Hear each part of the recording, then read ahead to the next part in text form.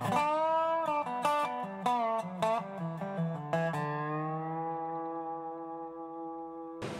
decided we needed to get our county commissioners briefed on what Agenda 21 was, and how we went about doing that was we decided that the area that your elected officials, that you can work them the hardest, is property rights.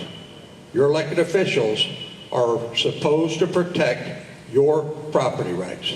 So we built a presentation that we could give to elected officials on property rights.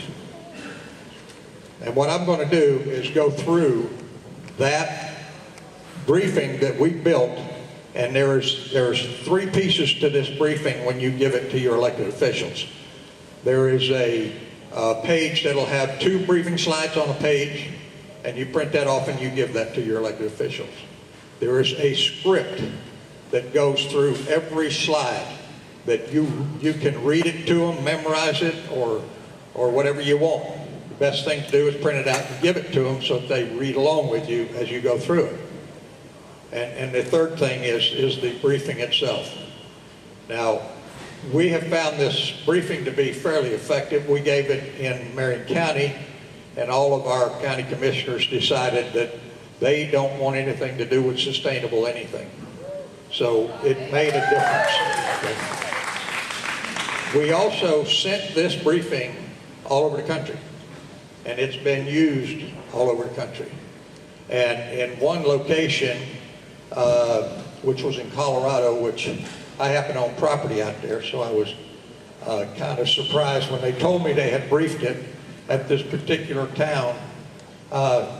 I said, well, what briefing did you use? And they said that we used the briefing that you guys created.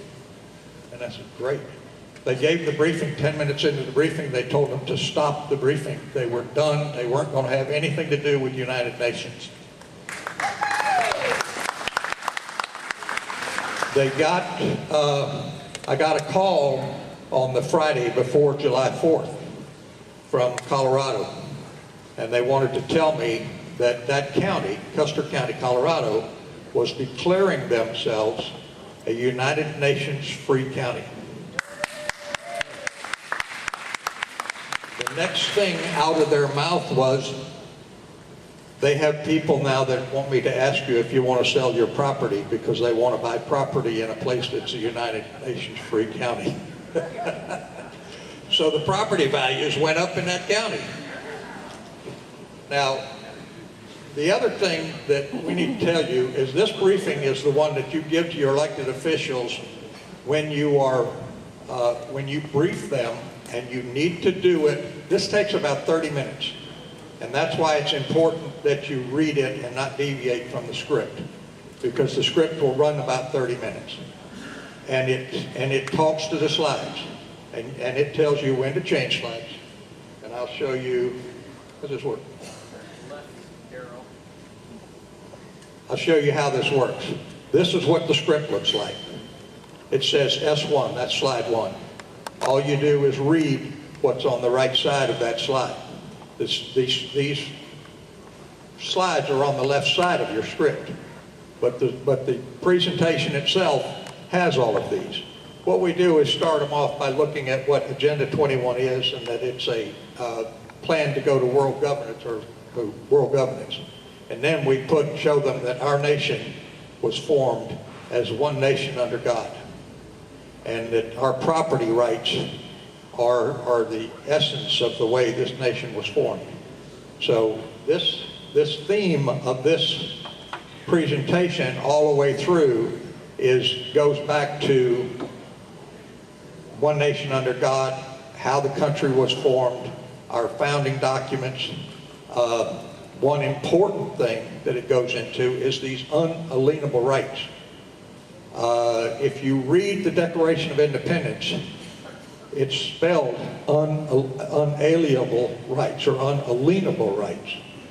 One of the people that we started hearing from early on was a fellow from Alabama called Don Casey.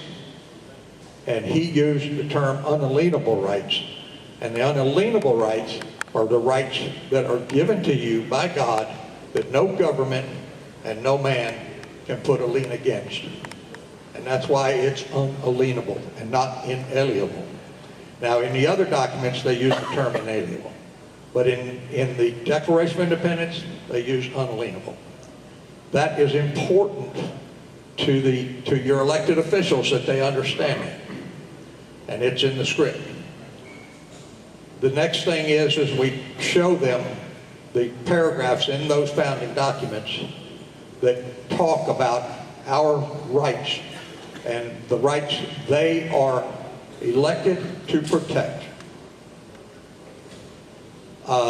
Then we tell them about sustainable development. We tell them where it came from. We tell them what it means. And you're reading this off. While on the left side is the slide that they're seeing. The right side is what you're reading. Okay. Then we go into where it came from. And I changed this briefing while all the other briefers were briefing, because Dr. Kaufman and Dr. Casey gave you guys a fantastic briefing and a background on about Agenda 21. You can't give that briefing at the county commission meetings. They don't have time for it. You can give them this briefing. This briefing, it will take them 30 minutes. You want to be on the record when you do this briefing. If you're on the record, it'll be recorded, and everybody in the county will be able to go back and see it and see what was said and what was discussed.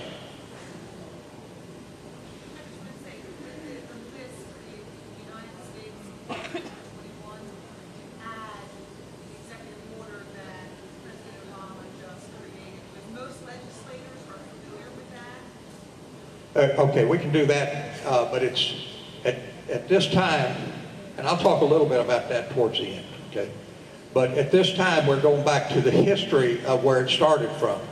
And then you've got how they changed the terms over so that they had friendly terms that was acceptable to you, terms that weren't going to drive you crazy when you heard them. And this is what J. Gary Lawrence said in Seattle, Washington, when they were implementing it out there. And he was on the President's Council for Sustainable Development.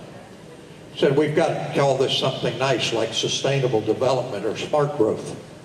So if you hear those terms, that's what that means. Now, the other thing that you need to understand is they will change the terms without you even realize it. The term green print came about in 2006. That was developed in Colorado. And then they started implementing it all over. And you're going to see it all over. Now, another way you can give this briefing, if you cannot get your county commission to give you 30 minutes to do this briefing, take these slides the way we've got them broken down, get one of your people in your group, distribute them back to every one of them. And they did this down in Sarasota County. And they had somebody get up and they had a chain of Tea Party people that spoke one after another. And they prepared and read everything that they did to the county commissioners. It all went on the record. They didn't have the slides, but they were able to read it to them. And I got a email yesterday from Tom DeWeese that Sarasota County is pulled out of ICLEI. So, and Sarasota County was hard into ICLEI. Now, also, you may have to go down, and some counties won't allow you to come in and brief them directly on public record, but they'll let you come in and make an appointment. About 4 weeks ago, I went down to Northport, and they have 5 city commissioners, and they are members of ICLEI. And we started briefing them, and when you talk to people and you're briefing one-on-one, you can kind of deviate from what the briefing is, and you need to go through and get them to understand. And you'll be able to tell whether you're getting through to them or not by the way they're responding to you. 5 city commissioners, when we left there, said they were going to withdraw from ICLEI. So, and we did not do the briefing. They did give us permission to put a town hall meeting together to do this briefing so that everybody could come to it. And then after we did that, they were going to give us permission to go on record in a county commission meeting. So you have to, what you people can do and can affect is take these briefings. You don't have to prepare them. We've prepared them.